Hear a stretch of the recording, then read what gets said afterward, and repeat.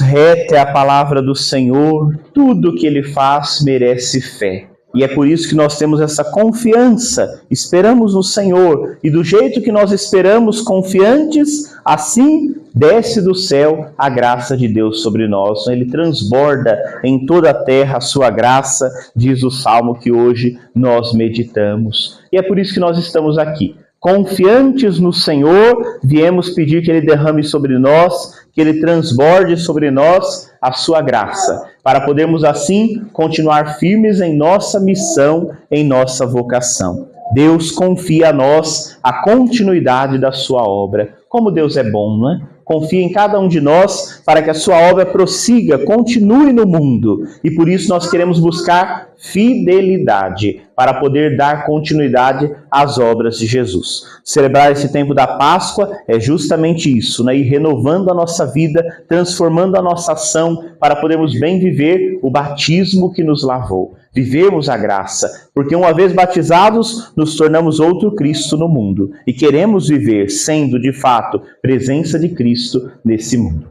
Há 5 domingos celebrávamos o domingo de Páscoa. Já estamos no 5º domingo do tempo da Páscoa, né? E nós ouvíamos no domingo de Páscoa o salmo que dizia: a pedra que os pedreiros rejeitaram tornou-se a pedra angular. Vocês lembram, né? O salmo dizia, porque nós devíamos dar graças ao Senhor nesse dia maravilhoso, porque de fato o Senhor transformou a pedra rejeitada em pedra angular.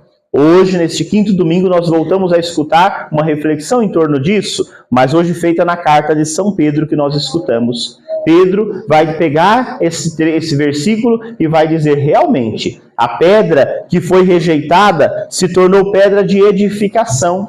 Ao mesmo tempo em que ela edifica, ela também se torna pedra de tropeço para aqueles que não acreditam, que não creem, que não buscam, se tornam a pedra de tropeço. Porque essa pedra de edificação exige de nós conversão de nossas vidas, para podermos trilhar sempre o seu caminho. E aí é interessante porque, de fato, nós vamos entendendo que a experiência pascal, a experiência com Cristo ressuscitado, forma a igreja. A igreja nascente, ela vai se fortalecendo na experiência com Jesus ressuscitado. Nesse tempo da Páscoa, onde nós nos fortalecemos na palavra, na Eucaristia. Assim, a igreja vai se formando. Assim, a igreja vai se fortalecendo. E aí Pedro vai usar essa comparação para dizer: Jesus é a pedra que foi rejeitada, mas honrosa, escolhida pelo Pai para se tornar a pedra angular. Nele, toda a edificação encontra sustentação. Mas vejam, quando a gente vai construir algo, a pedra angular, a pedra fundamental é a mais importante, né? Sem ela, tudo cai. Mas basta só ela para ter a edificação? Você lançou a pedra lá, pronto, resolveu? Não. A pedra é o fundamento, né? Aí depois precisamos do quê? E aí é de muita coisa, né? Muita. E aí Pedro vai usar essa comparação. A pedra fundamental foi dada. A obra do Pai foi realizada. Agora o Pai vai escolher pedras vivas para poder formar a edificação em torno do mistério de Jesus, do mistério da redenção, do mistério da salvação. E aí isso é bonito, né? Porque onde estarão essas pedras então? Onde estarão essas pedras agora para poder formar a edificação? Olha nós aqui. Você é uma pedrinha viva, escolhida por Deus para se tornar firme nessa edificação que é de Cristo. Nós somos as pedras vivas desta edificação. Isso é a igreja, não é? A igreja é composta das pedras vivas. E aí a gente vai entendendo, realmente é assim que vai acontecendo, né? As pedras são diferentes, numa edificação a gente precisa de muita coisa, né? Muitos são os tijolinhos que nós vamos juntando, mas o que é que junta isso tudo? Aqui nessa parede foi argamassa, o cimento, né? E foi juntando tudo, foi misturando a areia, não é? E foi juntando todos os tijolinhos, todas as pedras. O que nos junta, o que nos une é o dom da fé, é o batismo, né? É ele que vai unindo essas pedras diferentes para dar a beleza do reino de Deus nesse mundo, para edificar o reino aqui nesse mundo. Por isso nós somos a igreja do Senhor, né? Por isso somos chamados povo de Deus, esse povo que diz hoje Pedro, raça escolhida, nação santa, sacerdócio real. Pelo batismo recebemos essa missão para podermos prosseguir, continuar a obra de Cristo no mundo. Essa é a missão da igreja, né? A igreja não fala de si mesma, a igreja fala de Cristo Jesus. A igreja continua a obra de Cristo Jesus. E nós que somos igreja, devemos buscar essa fidelidade ao Senhor. E por isso, devemos manter essa intimidade com Jesus vivo, ressuscitado. Contemplando o mistério da paixão, da sua morte, nós contemplamos a beleza e a vitória da vida que triunfou perante a morte. É assim que nós queremos levar ao mundo, né? Poder de fazer com que o mundo creia, levar esperança, levar amor, fazermos desse mundo um mundo novo, construirmos um mundo novo que Jesus iniciou. Então vejam, o Senhor dá o primeiro passo, Ele dá o exemplo, Ele dá o testemunho para que agora nós possamos continuar. Então o que vai nos unindo para sermos a edificação do Senhor, o corpo místico de Cristo no mundo, o que nos une para sermos essa edificação é a fé. Por isso que Jesus hoje no Evangelho vai dizer, tendes fé em Deus, tende fé em mim também. É a fé neste Deus unitrino que vai nos fortalecendo. E aí ele diz, nada perturbe o vosso coração, tenha fé. Os desafios virão, né? As tempestades fazem parte do caminho, mas se nós tivermos fé, nós vamos vencendo. Tenha fé, não é? É a fé que de fato precisa triunfar, meus irmãos. Como o mundo hoje anda incrédulo, é preciso suscitarmos, reavivarmos o dom da fé dentro de nós. Tenha fé em Deus, tenha fé em mim também. Na casa do Pai há muitas moradas. Ou seja, Jesus está dizendo assim, tudo já está no projeto de Deus. Deus que tanto ama, projetou esse mundo, criou esse mundo e cuida desse mundo. Tudo está nas suas mãos. Vamos caminhando, vamos fazendo bem, vamos edificando a obra de Deus aqui nesse mundo, para um dia podermos concluir essa obra lá no céu, onde estão as moradas eternas. É lá no céu que essa obra se conclui. Nós não vamos ficar aqui para sempre, né? Mas aqui nós queremos fazer o dom da fé crescer para um dia contemplarmos o Senhor face a face. Ou seja, tudo está nas mãos do Senhor. Quando nós temos essa confiança, o nosso coração fica em paz, fica tranquilo. Quando não, nós ficamos preocupados, angustiados, perturbados. Nada perturbe o vosso coração. Temos fé. Como que anda o seu coração? Nosso coração, às vezes, anda muito angustiado, muito preocupado com tantas coisas, né? Aí você pode dizer, padre, mas é muita preocupação mesmo, né? E realmente é. Mas adianta você ter um coração atribulado? Resolve? Tem que ter um coração confiante. Quem confia, não é que não vê os problemas, que de vez em quando não fica um pouquinho preocupado. Todos ficamos um pouquinho preocupados de vez em quando, né? Mas quando a gente tem um coração confiante, a gente sabe que tudo está nas mãos de Deus. Que Ele cuida de nós. Aí a gente fica um pouquinho ansioso um dia ou outro, mas depois a gente já volta e fala, não, eu confio, né? O Senhor vai me ajudando e eu vou cumprir minha missão. E aí a gente vai dando passos de solução e não só de angústia, né? Porque só angústia não tem quem aguente. É preciso termos um coração mais confiante. Não se perturbe o vosso coração. Tenha fé. Ou seja, quando vem as nossas preocupações, a gente chora um pouco, põe diante do altar e aí levanta confiante e fala, Senhor, é em Ti que eu confio, né? E aí vamos adiante, porque Jesus diz, eu vou indo na frente, eu vou indo porque lá na casa do Pai há muitas moradas, mas vocês sigam atrás, porque para onde eu vou vocês conhecem o caminho.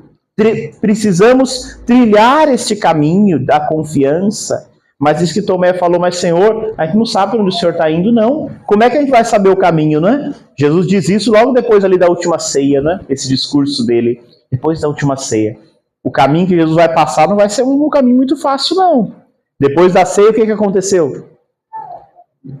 Prisão, sofrimento, cruz, morte, sepulcro, ressurreição. Quanta dor para chegar na ressurreição, né? Mas chegou. É o caminho, né? O caminho que Jesus trilhou. Agora vejam, não precisamos nos preocupar muito qual é esse caminho, porque esse caminho não é uma estrada física. Esse caminho é uma pessoa. Qual é o caminho nosso? É Jesus. Então ele vai virar hoje para Tomé e vai dizer: eu sou o caminho, a verdade e a vida. O caminho que ele nos propõe é uma caminhada rumo ao Pai.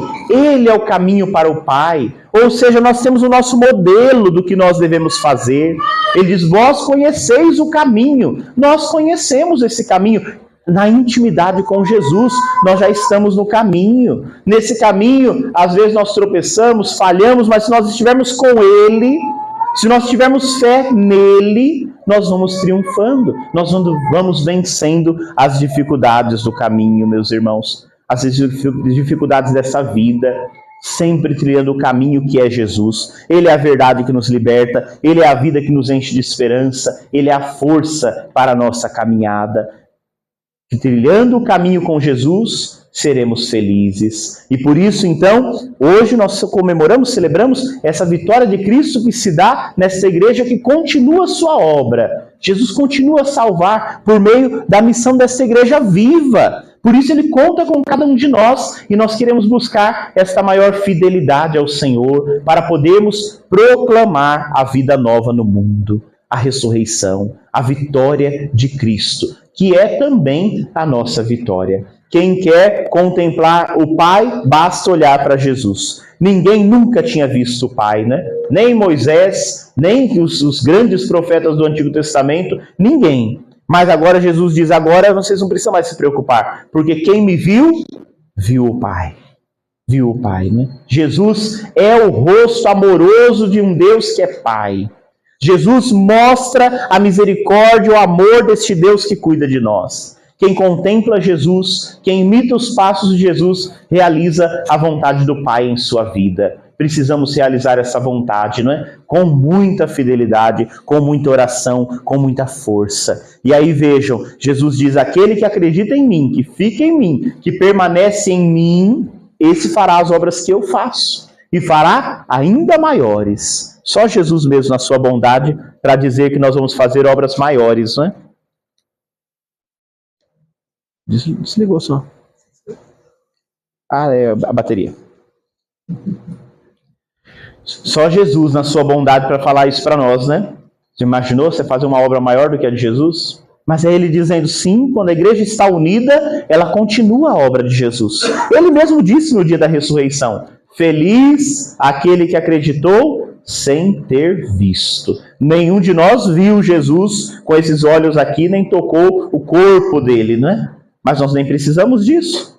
Cremos nele, sabemos da sua presença, da sua força em nós. Por isso somos felizes, né? Por isso realizamos obras, como de Jesus, até maiores, né? Ou seja, a gente poder viver nesse mundo tão cheio de desafio, sem perder a nossa confiança, já é uma obra muito grande, não é? E podemos ajudar os irmãos a encontrar esse caminho, já é uma obra muito grande. Continuarmos a obra de Jesus. Assim devemos trilhar os caminhos do Senhor. Então, meus irmãos, que a nossa igreja seja uma igreja viva, repleta de ministérios, dons e carismas, para poder continuar a obra de Jesus. Jesus iniciou, Jesus derrama e transborda sobre nós a graça, para que nós possamos ter força. Mas agora Ele quer contar com cada um de nós. Que nós sejamos de fato essas pedras vivas, que nós possamos colocar nossos dons a serviço, como na igreja nascente, né? Se a igreja crescia, ia precisando de mais dons. Hoje na primeira leitura nos fala sobre isso, né? E por isso o Senhor instituiu um ministério novo, que não havia, né? O presbítero, os chefes da comunidade já existiam, mas não existiam os diáconos. Mas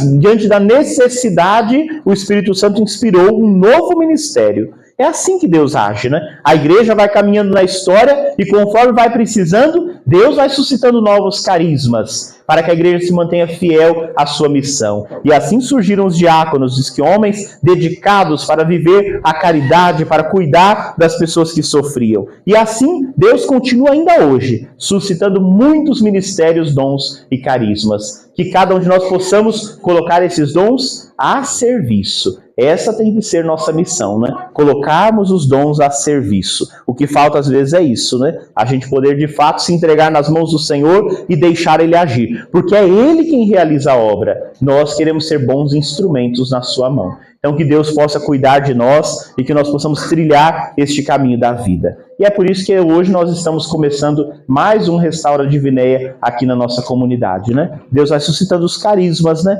Suscitou o carisma da árvore da cruz também, para cuidar, para viver. É assim que Deus vai fazendo, né? Ele vai surgindo, Ele vai inspirando os dons. Nós vamos escutando sua voz e vamos dando sim. Com nossas fraquezas, com nossas limitações, não somos perfeitos, mas com a nossa união, nós vamos fazendo a edificação crescer. A edificação vai crescendo, né? Então que hoje nós possamos louvar a Deus pelo carisma também Árvore da Cruz, que essa semana vai nos ajudar a rezar, a termos nossa confiança no Senhor.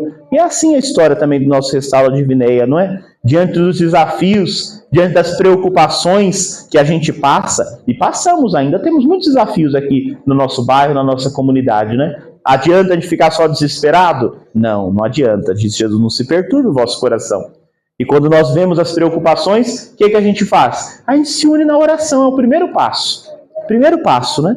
E unidos na oração, Deus vai colocando o que nós devemos fazer para que a gente possa ir transformando aquilo que precisa ser transformado. Então que seja realmente uma semana onde o Senhor possa falar mais forte em nossas vidas, em nossos corações, onde a gente possa colocar nossas preocupações diante desse altar, porque é aqui que a gente coloca nossas preocupações, né? E aí a gente sai um pouquinho mais aliviado, com mais força, com sabedoria, para podermos resolver os problemas que nós precisamos resolver. E aquilo que a gente não consegue resolver, a gente põe nas mãos de Deus, né? Tem coisa que não depende de nós. Tem coisa que é maior do que a gente, né? Mas nós cremos naquele que é muito maior do que nos nossos problemas. É o nosso Deus, que enfrentou a morte. Não tem problema que Ele não enfrente, né? Então que Ele nos ajude, que Ele nos inspire, que Ele nos fortaleça, para que a gente possa santificar nossas famílias, nossa comunidade de São Francisco, nosso bairro Divinéia, sempre amparados pela palavra, pela Eucaristia,